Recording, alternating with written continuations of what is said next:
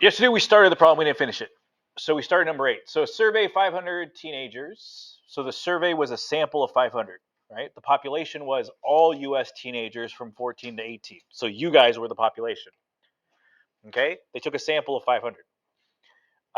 Suppose that exactly 12% of everybody, all teenagers from 14 to 18 have debit cards. Okay, so that 12% doesn't come from the 500. It comes from all of the teenagers that are 14 to 18. Okay? So X is the number of teens in a random sample of 500 who have debit cards. So we use normal distribution to estimate the probability that 50 or fewer teens in the sample have debit cards. 50 or fewer. Okay, so yesterday we found the expected value out of the 500. I would expect 50, or sorry, out of the 500, I would expect 60, right? How did I get that number? Why do I expect 60 to have debit cards?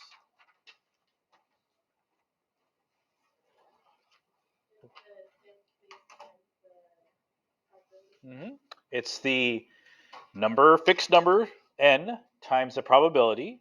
So 500 times 12% is 60. Okay. And then the standard deviation, I use the formula, right? Both of them are given on the formula sheet, right?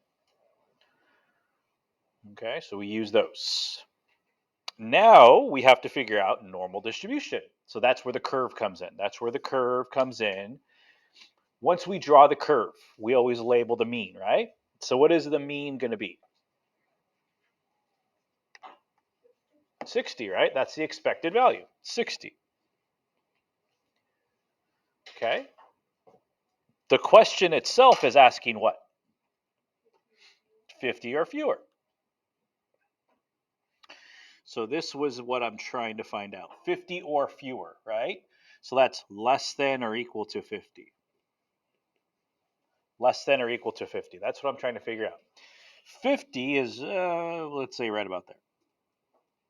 Or fewer, shade to the left. Okay, so we're trying to find that probability, that shaded probability. Okay. So to do that, what do we need to do first? After we've drawn the picture, labeled it, shaded it, what's next? Z-scores, right? Z-scores. Z-score formula is still the same. X is the number, so 50 in this case, minus the mean, divided by the standard deviation, which we found yesterday. We used the formula to find that yesterday, right? 7.226 or 266. Okay, so we're going to calculate, crunch the z-score, round it to 2 decimals. It's going to be a negative number, negative 1 point something. Negative 1.37. 1.37? 38. Okay. The only time we only go 2 decimals is for z-scores. Everything else we go 3 decimals because our z-score charts have 2 decimals on it. So that's what we do. Okay. Go to our tables. So we look at our table.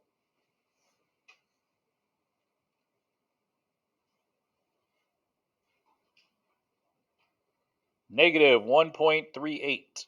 Negative 1.38. So here's negative 1.3.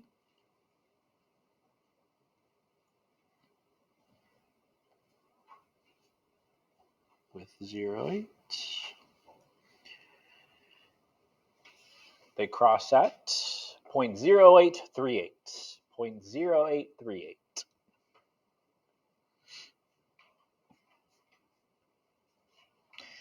Is that the shaded part? Or do I have to subtract from 1? Is it? That's what I'm asking. Is that so? Is the number that I got 0.838? Is that going to be this yellow part, or do I have to subtract it from 1? That's my question. We haven't done this in a while. You have to subtract it by 1 because all that makes 1. Where does the table start from? So we do not have. Where does the table start from? It starts from the left side and goes to the right. The table goes from left to right. That's what we want, right? We want to start from 0 and go to 50. That's what the table shows. So we don't need to subtract from 1 in this case. If I shade to the other side, I would need to. Okay? So the probability, write this down.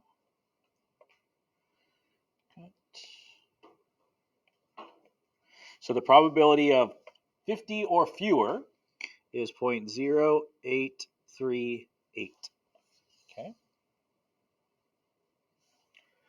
Last step, interpret. We always interpret when we do standard deviation or normal distribution. So the probability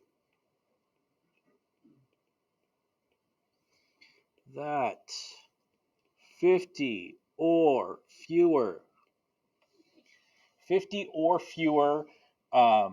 14 to 18-year-olds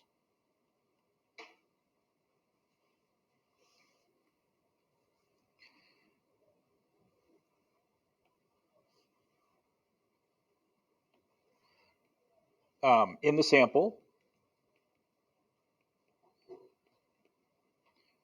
would, so the probability that 50 or fewer 14 to 18-year-olds in the sample would have debit cards is 0.0838. Pretty low, lower than 10%.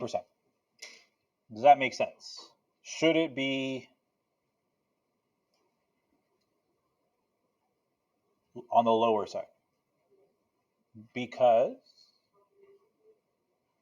well, let me put it this way. Where would I expect the highest bars? Where would I expect the most probability to be? Around what? Around 60, right? Because 60 is just like these guys, right? Whatever the expected value is, whatever the expected value is, that's where I would expect the high points, right? These guys, these two had high points in the middle because that's where the expected. If the probability was about 50% and it's out of 5, I would expect around 2 or 3, right? 2 or 3. That's why the highs are in the middle. This guy over here, different probability. Probability is 0.8. Out of 5, that's 4. 0.8 is 4 out of 5. So that's why the high bars are in the 4s, right? This guy right here, probability is 0.25. A quarter, 0.25 out of 5, 0.25 out of 5 is about 1 or 2. So that's why the high bars are there. For our question, we already knew that the expected value was around 60. So as I get closer to 60, probability is going to go up. Okay? So on the edges here, as I get away from 60, probabilities are going to be pretty low. As I get closer to 60 here, that's where the bars are going to be the highest. Okay, that's where the bars would be highest. So yeah, it does make sense. Okay, if I had 70, let's pretend that the question said 70 or more. That would have the same probability, right? Because it's symmetric. Normal distribution is symmetric. So this would be 0.0838 as well. Okay, so that's about 16, 17%. That means the rest of it is in the middle, around the expected value, because that's what we would expect to see. Okay. All right. Okay. The rest we'll finish tomorrow. The rest is geometric, and geometric's not very long at all. So we're going to do that tomorrow. But today I want to give you some time to work on binomial. Before we go to geometric, I want to give you some time to do binomial because you haven't had any binomial practice yet on your own. So that's where that worksheet comes in. There's 12 questions on there. Okay? The answer key is already posted. The answer key is already posted on Google Classroom, so you can check as you go.